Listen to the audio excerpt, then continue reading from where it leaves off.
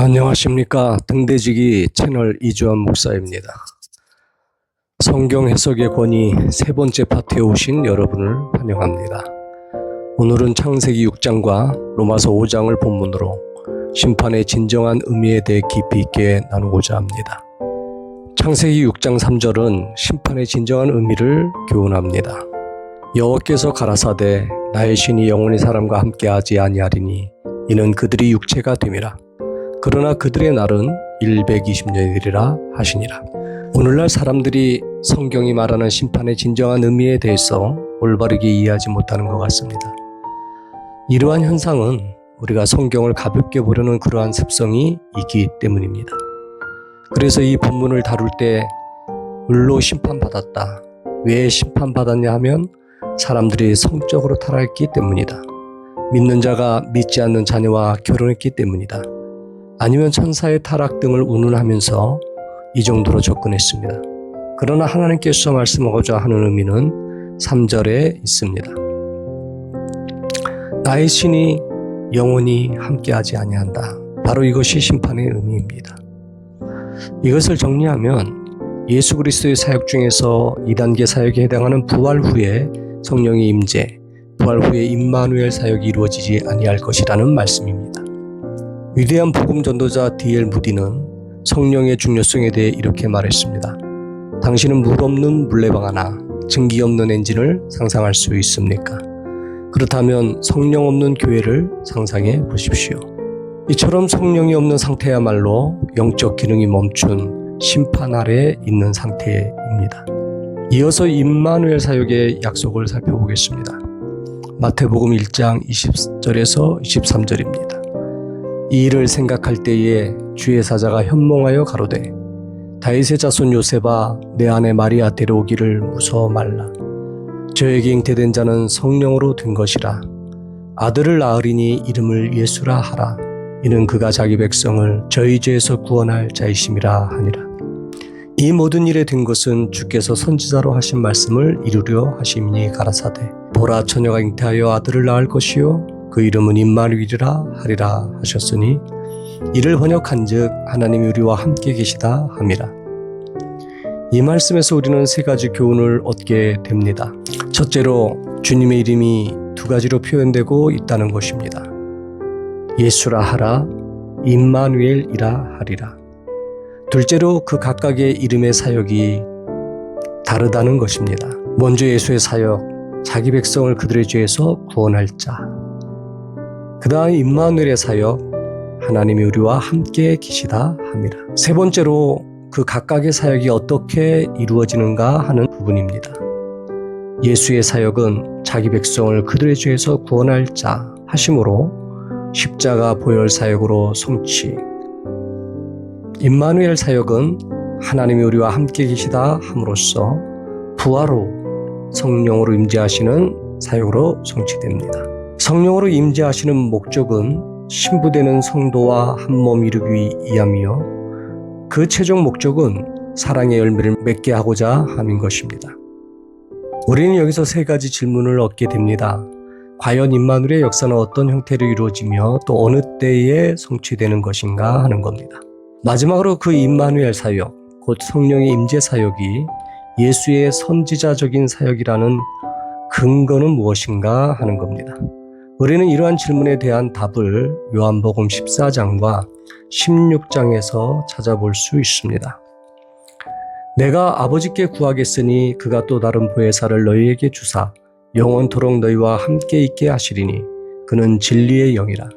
세상은 능히 그를 받지 못하나니 이는 그를 보지도 못하고 알지도 못함이라.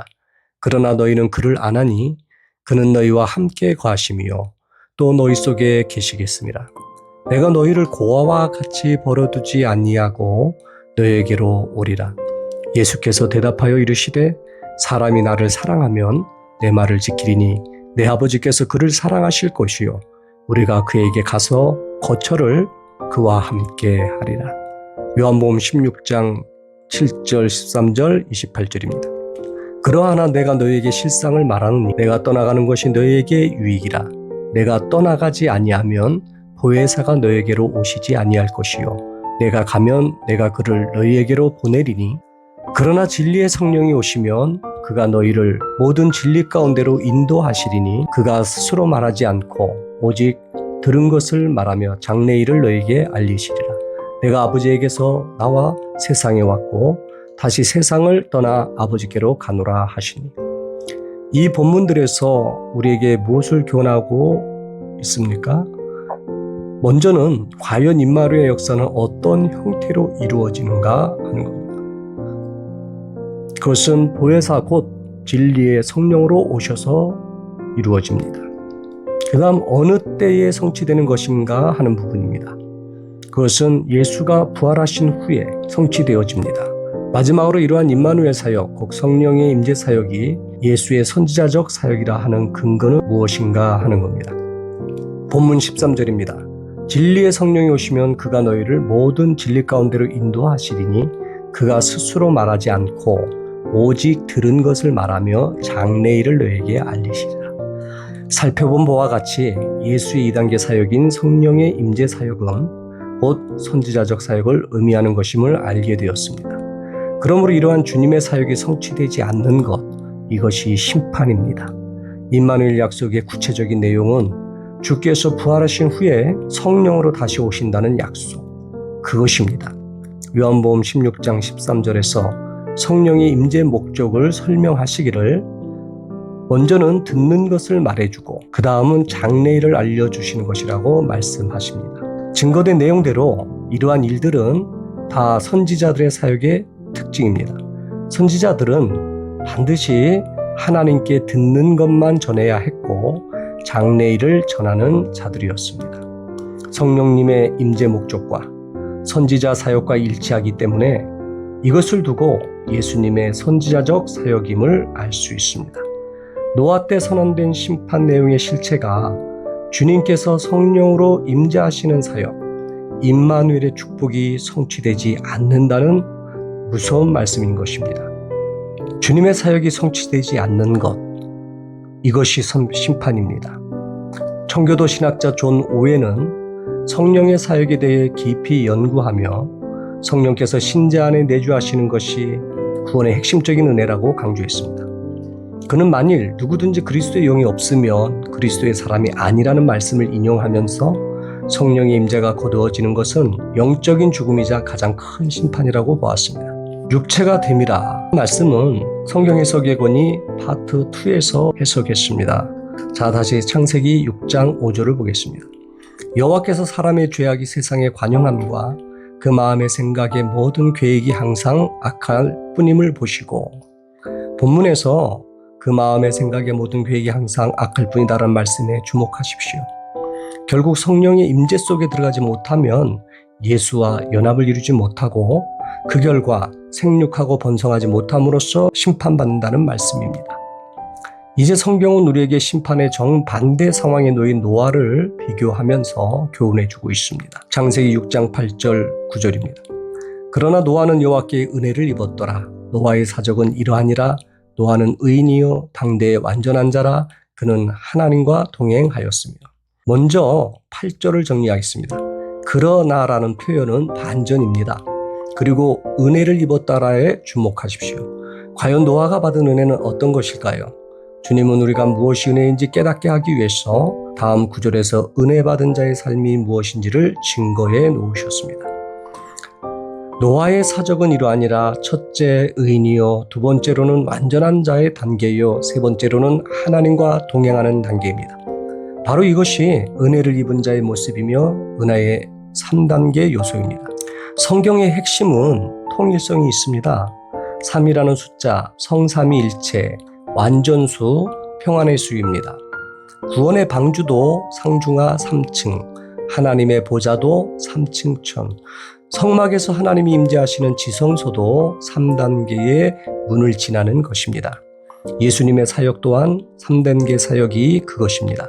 의인의 단계는 예수 그리스도의 1단계 사역인 대제사장적 사역의 성취입니다. 노아가 그냥 의인이 된 것이 아닙니다.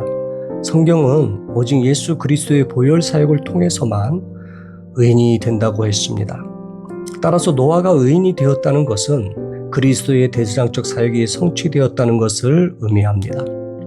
로마서 3장 23절에서 25절입니다. 모든 사람이 죄를 범하였음에 하나님의 영광에 이르지 못하더니 그리스도 예수 안에 있는 구속으로 말미암아 하나님의 은혜로 값없이 의롭다 하심을 얻은 자 되었느니라. 이 예수를 하나님이 그의 피로 인하여 믿음으로 말미암는 화목제물로 세우셨으니. 본문 중에 의롭다 하심을 얻은 자라는 증거, 바로 이것이 칭의입니다. 노아의 신앙을 통해 교훈하시는 것은 우리의 신앙이 의인의 단계로 끝나서는 안 되고 노아처럼 완전한 자의 단계로 나아가야 된다는 말씀입니다. 이것은 노아에게 예수 그리스도의 2단계 사역인 임마누엘의 사역, 곧 성령의 임재의 역사인 예수의 선지자적 사역이 성취되었음을 말해주는 것입니다. 성경은 노아 같은 이러한 영성을 두고 히브리서를 통해 증거하시길 그리스도 도의 초보를 지나 완전한 단계에 간 자, 곧 그리스도의 할례 속으로 성령의 지배 속으로 들어간 자라고 증거해주고 있는 것을 볼 수 있습니다. 따라서 완전한 데 이른 신앙을 정리하면 우리가 그리스도의 은혜로 십자가의 육적 몸을 죽이고 성령께서 나를 지배하는 단계로 들어가는 것이 그것임을 알게 됩니다. 이제 세 번째 단계는 하나님과 동행하는 단계입니다. 이 말씀의 증거는 예수 그리스도의 3단계 사역으로서 곧 왕의 통치 속에서 살아가는 상태를 뜻합니다. 지금까지 살펴본 대로 노아의 영성은 그리스도의 십자가 사역, 부활 사역, 승천 사역이 모두 성취된 영성임을 알 수 있습니다. 우리도 예수가 그리스도이심을 믿는다 하는 것은 증거된 대로 예수가 그리스도 되시는 세 가지 사역이 우리에게 모두 성취되어지는 그것이었던 것입니다. 주님은 승천 이후에 지금까지도 왕으로서 통치하시는 사역을 계속 진행하고 계십니다. 빌립보서 2장 9절에서 13절에서는 하나님과 동행하는 신앙을 두고 우리가 그리스도께 온전히 복종하며 사는 왕의 통치가 이루어진 상태가 되는 것임을 증거해주고 있습니다. 더 나아가 동행이란 연합의 비밀입니다. 이는 그리스도와 온전한 연합을 이룬 것을 뜻합니다. 이 같은 영적 원리는 창세기 2장 18절에서 25절에 증거하는 한 몸을 이루라는 말씀과 같은 것입니다. 그리고 바울은 에베소서 5장 29절에서 32절 통해서 같은 내용을 비밀이라 증거했습니다. 또 창세기에 등장하는 에녹이 이러한 신앙의 샘플임을 우리는 알 수 있습니다. 이처럼 동행하는 신앙이란 예수님과 한 몸을 이루어 살아가는 것이며 신학의 개념에서 그리스도의 신부라고 했던 것입니다. 깊은 영성의 사람으로 알려진 에드워 윌슨 토저는 하나님과 동행하는 삶에 대해 이렇게 도전했습니다. 우리는 하나님에 대해 아는 것에 만족해서는 안 되며 하나님과 동행하는 친밀함 속으로 들어가야 합니다. 동행은 이벤트가 아니라 삶의 방식입니다. 노아는 바로 이 삶의 방식을 살아냈던 것입니다.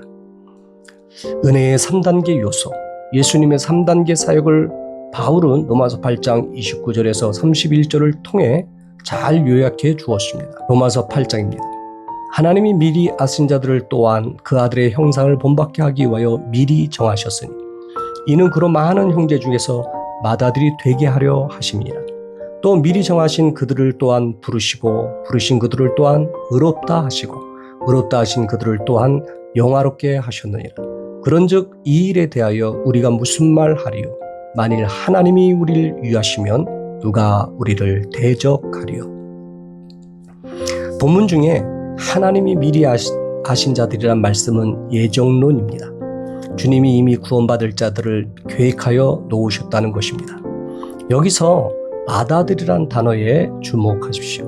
이는 성령의 임재 사역과 매우 깊은 연관이 있기 때문입니다.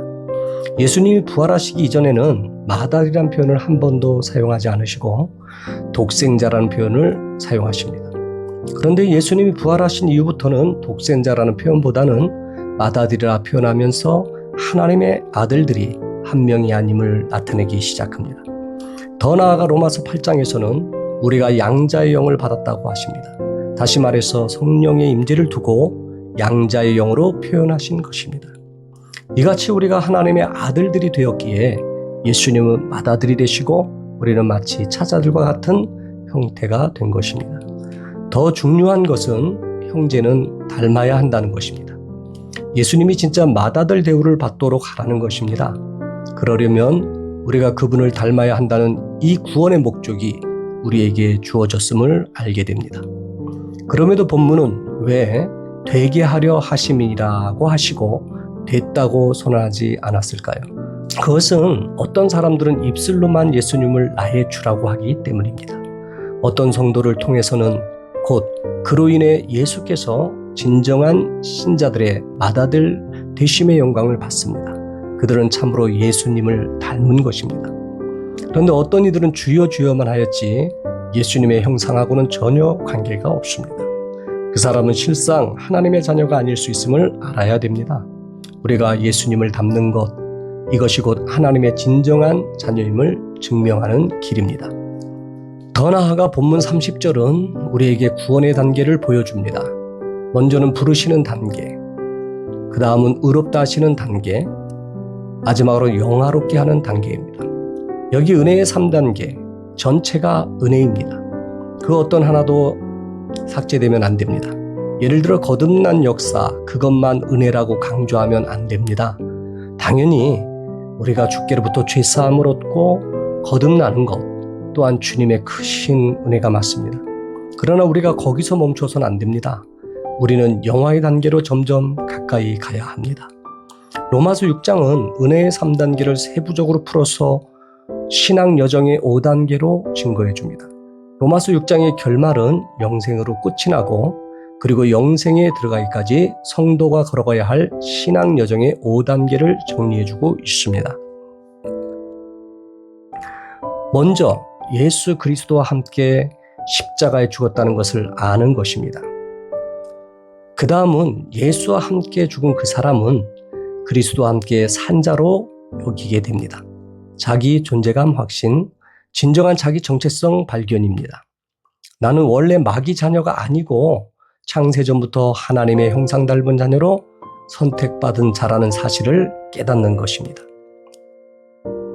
본문을 보면 알매 단계와 내어드림의 단계 사이에 여김의 단계가 있는 것을 보게 됩니다.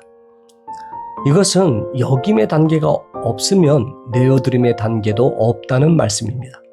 이처럼 자기 정체성을 확실히 소유하게 된 사람은 지금까지 살아온 과거에 자신의 진정한 정체성을 모르고 마귀에게 속아 살아온 세월을 억울하게 생각하며 진정한 회심이 일어나게 됩니다.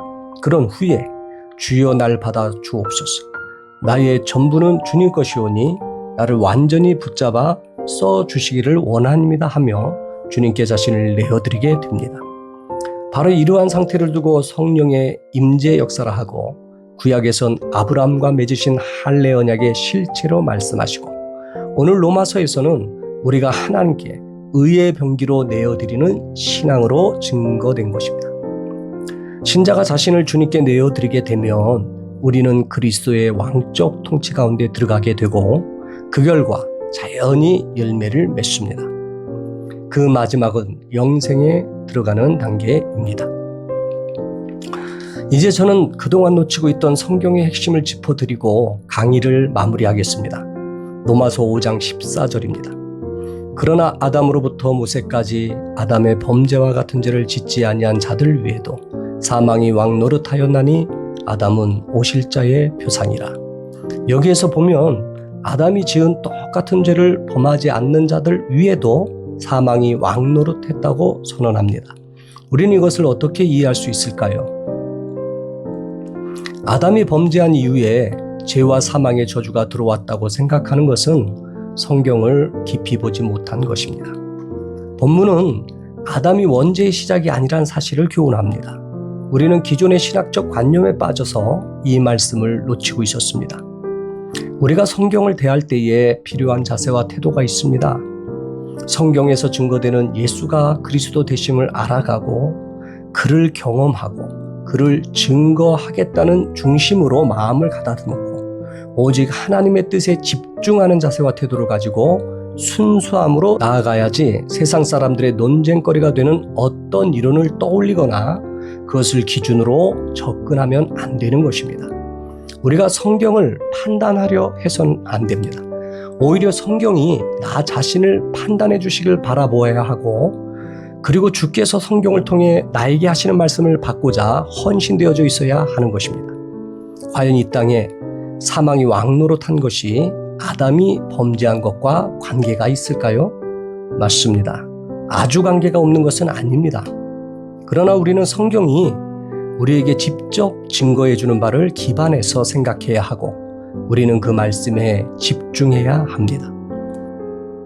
바로 이 부분입니다. 이 말씀이 의미하는 바가 올바르게 정립되어야 아담은 오실 자의 표성이라는 말씀을 바르게 이해할 수 있게 됩니다. 만일 아담이 더럽고 추악한 죄악의 근원이라 한다면 어떻게 그런 아담이 거룩하신 예수님의 표상이 될 수 있는가라는 풀리지 않는 의문이 형성됩니다. 그렇습니다. 아담은 예수님을 보여주는 표상입니다. 다시 로마서 5장 12절을 보겠습니다. 이름으로 한 사람으로 말미암아 죄가 세상에 들어오고 죄로 말미암아 사망이 왔나니. 이 말씀을 보니까 인류 죄악의 근원이 어디서부터 시작된 것 같습니까? 그렇습니다. 아담. 여기까지만 보면 아담의 범죄로 사망이 온 것 같습니다. 그런데 14절을 주목해 보십시오. 그러나로 시작되는 이 말씀 속에서 바울 사도가 증거하고 싶은 실상은 무엇일까요? 아담이 지은 죄 때문에 세상에 사망이 온 것이 아니라 실상 죄악의 근원이 따로 있음을 확실히 하고자 한 것입니다. 그렇다면 아담은 어떤 존재일까요? 먼저 정답부터 말씀드리면 증인입니다. 아담도 예수님을 나타내는 증인의 사명을 안고 태어난 하나님의 피조물이었던 것입니다. 아담은 오실 자의 표상이라는 이 말씀은 성경 전체를 열어가는 중요한 핵심적인 키들 중에서 중요한 위치를 차지합니다. 이 말씀 속에 담긴 진정한 의미를 이해하지 못한 채로 아담은 오실 자의 표상이라는 주제로 말씀을 증거하기는 쉽지 않습니다.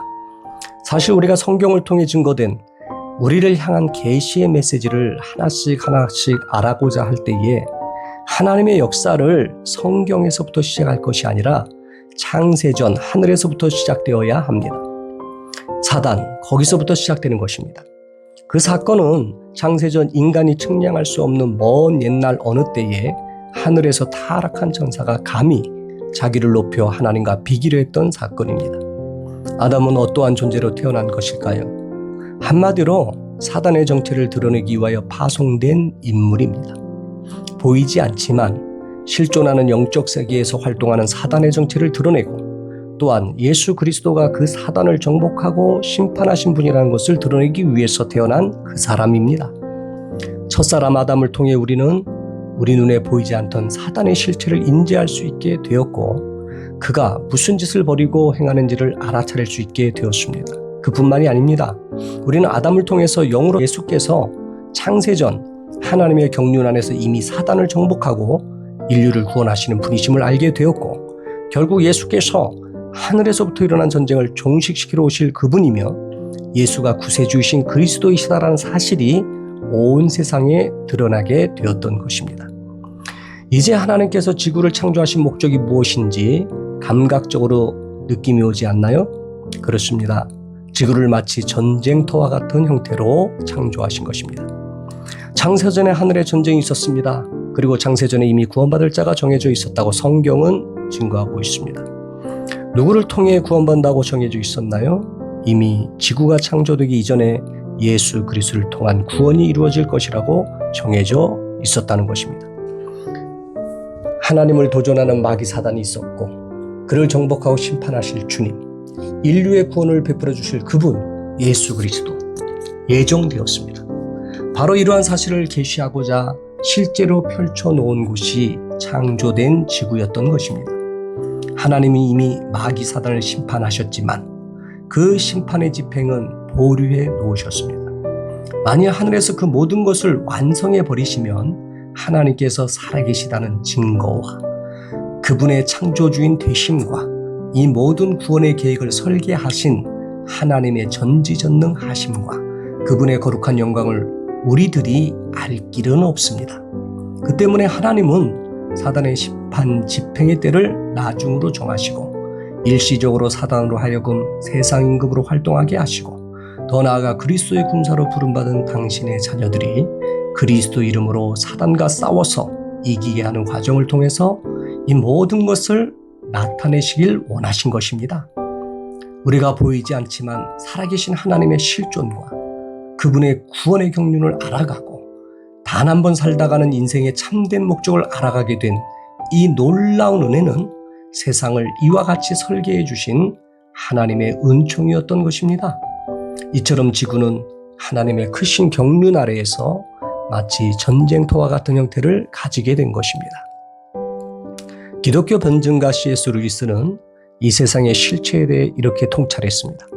우리는 지금 적에게 점령된 지역에 살고 있습니다. 기독교는 이 점령된 세상에서 벌어지는 전쟁에 관한 이야기입니다. 그래서 창세기 1장 28절에 증거되는 생육하고 번성하고 땅에 충만하라 정복하고 다스리라는 사명이 부여되어서 인간이 창조되었고 부름받은 우리를 그리스도의 군사로 표현하기 시작한 것입니다. 우리는 이 땅에 싸우러 태어난 것입니다. 그 싸움이 무엇입니까? 구약식 표현으로는 그리스도의 할례 언약 속으로 들어가는 것을 뜻합니다. 우리가 그리스도의 이름을 들고 나아가 이러한 영적 전쟁을 충성스럽게 감당해 나가는 사람으로 살아갈 때에 마침내 천국에 들어가는 것입니다. 그런데 이 창조의 목적을 모르고 지구가 그저 인간의 육신적 차원으로만 잘 먹고 잘 살라고 만들어졌다고 생각하는 어처구니 없는 가벼운 생각을 하는 것입니다. 조직 신학자 그레고리 보이드는 성경 전체를 관통하는 핵심 주제가 하나님과 악의 세력 간의 영적 전쟁임을 강조합니다. 그는 이 세상을 전쟁터로 이해할 때 인간의 고통과 하나님의 섭리를 더 깊이 이해할 수 있다고 주장했습니다. 요한복음 3장에 보면 예수님이 내가 하늘 일을 증거하러 왔다고 하셨습니다. 그런데 그 증거를 받는 자가 없다고 하십니다. 이 하늘 증거를 받는 이는 참되시다 하여 하나님의 인침을 받을 것이라 하셨습니다. 성경은 바로 이 지점에서부터 풀려야 합니다. 아담은 선악과를 따먹어야 했을까요? 따먹지 말았어야 했을까요? 표면적으로는 따먹지 말았어야 했습니다. 맞습니다. 그런데 아담과 하와가 선악과를 따먹어서 인류의 저주가 왔다는 식의 해석은 성경을 30%밖에 모르는 것입니다. 가끔 청년들이 질문합니다. 목사님, 전능하신 하나님이 왜 선악과를 만드셨나요? 안 만들었으면 안 떠먹었을 텐데요. 우리는 흔히 하나님께 순종하는 법을 가르치기 위해서라고 억지 답변을 합니다. 그러면 청년들은 다시 묻습니다. 하나님이 따먹지 않도록 그 사람 마음을 감동해 주셨으면 되잖아요. 하나님은 자기가 만든 사람도 주장을 못 하시나요? 이처럼 오늘날의 신학이 너무 얄팍합니다. 신학은 성경에 게시된 하나님을 학문적으로 정의하고 더 나아가 하나님을 바로 알고 믿고 구원에 이르도록 이끌고자 하는 것이어야 함에도 성경에서 증거되지 않는 엉뚱한 사상들을 첨가하고 오히려 중요한 말씀들을 삭제하여서 하나님의 의도와는 다르게 흘러가는 상황이 종종 벌어지고 있는 것입니다. 그런 이유로 오히려 성경을 바르게 증거하는 사람이 이상한 사람처럼 오해를 받는 경우가 있습니다. 하나님은 창세 이전부터 이 모든 것을 계획하셨고 그 계획은 1.1획도 오차 없이 진행됩니다. 인간처럼 실수하고 후회하시지 않습니다. 창세기 창조 역사부터 하나님의 깊은 뜻을 이해함에 있어서 무엇인가 문제가 생겼습니다. 우리가 아담은 오실자의 표상이라는 말씀이 어떤 의미인지 바로 알고자 한다면 하나님의 깊은 경륜을 이해해야 합니다. 중요하기 때문에 다시 강조드리지만 진실은 이렇습니다. 최초의 사람 아담은 선악과를 따먹음으로써 사단의 정체를 드러내고 또한 예수 그리스도께서 이미 창세전부터 그 사단을 심판하여 구원이 완성되었다는 것을 증거해야 하는 사명으로 태어난 것입니다. 이와 같이 성경에 등장하는 하나님이 쓰시는 모든 종들은 예수가 그리스도 되심을 증언한 일에 모든 목적이 맞춰져 있는 것입니다. 초기 교부 이레니우스는 그리스도를 둘째 아담으로 보고 첫째 아담이 실패한 지점에서 그리스도께서 순종하심으로 인류를 회복시키셨다고 설명했습니다. 이는 아담의 존재와 그의 행위가 단순히 죄의 시작이 아니라 그리스도의 구속 사역을 예표하고 드러내는 중요한 역할을 했음을 보여줍니다. 이와는 반대로 타락한 인간들은 무엇입니까? 마귀의 자식들은 영적 전쟁의 현장에서 다른 복음, 다른 영, 다른 예수의 사상으로 도전하는 것입니다. 그런 의미에서 하나님은 의인도 쓰시고 악인은 악인대로 적당히 다 지어서 쓰신다는 이유가 거기에 있는 것입니다. 잠언서 16장 4절입니다. 여호와께서 온갖 것을 그 시음에 적당하게 지으셨나니 악인도 악한 날에 적당하게 하셨느니라. 이 말씀의 근거에서 생각해 보면 두렵게 느껴지지 않는가요? 만약에 내가 악인으로 태어났다면 어떻게 되었을까 하는 겁니다. 저는 너무너무 끔찍합니다. 악인들은 마귀의 정체를 드러내다가 지옥 가기로 태어났다는 것입니다. 따라서 우리가 구원받기로 작정되고 선택받았다는 것은 정말로 자기 인생 전체 모든 것을 다 바쳐도 후회 없는 일입니다. 그러나 마귀 사단과 그 거짓 종들은 지금도 성경을 왜곡되게 접근시켜서 하나님의 이러한 크나큰 구원의 감격을 모르게 만들고 있는 것입니다. 우리가 이렇게 정확하게 증거해 줌으로써 하나님이 인정하시고 써주시는 은혜 속에 있을 때에야 나라는 사람이 저들처럼 악인으로 살다가 지옥 가기로 태어난 것이 아니라는 이 사실 앞에 크게 감격할 것입니다. 하나님께 선택받았다는 감격이 이렇게 위대한 것입니다. 이것은 다윗처럼 왕이 되어서도 춤추고 찬양했던 것처럼 우리가 그 어떤 귀한 것으로 감사를 올린다 한들 주님의 크신 은혜 앞에선 비할 수가 없는 것입니다. 우리가 지금까지 살펴본 바와 같이 아담은 저주의 표상이 아니었습니다. 아담은 예수 그리스도를 증거해야 되는 사명을 품고 태어난 사람인 것입니다. 창세전에 이미 심판이 선언된 보이지 않는 영적 세계 속 마귀의 실체를 드러내고 그 사단 마귀가 완전히 심판받았다는 것을 증거하고 우리를 저주와 사망에서 살리실 예수 그리스도를 나타내는 표상으로 창조된 사람이었던 것입니다. 이 깊은 은혜를 누리시는 저와 여러분이 되시기를 바랍니다. 오래전 과거에 전국의 주의 종들을 대상으로 10여 년 동안 강의했던 내용, 성경을 성경으로 해석하는 저의 강의 책자 시리즈들을 영상으로 제작해서 유튜브에 공유함으로써 하나님을 바르게 알고 섬기고자 헌신된 전 세계의 불특정 다수의 성도들에게 유익을 나누고자 합니다. 여러분의 구독과 좋아요, 알림 설정은 영상 제작에 큰 힘이 되고 하나님이 기뻐하시는 영상 선교 사역에 동참하시는 것입니다. 감사합니다. 등대지기 이주환 목사입니다.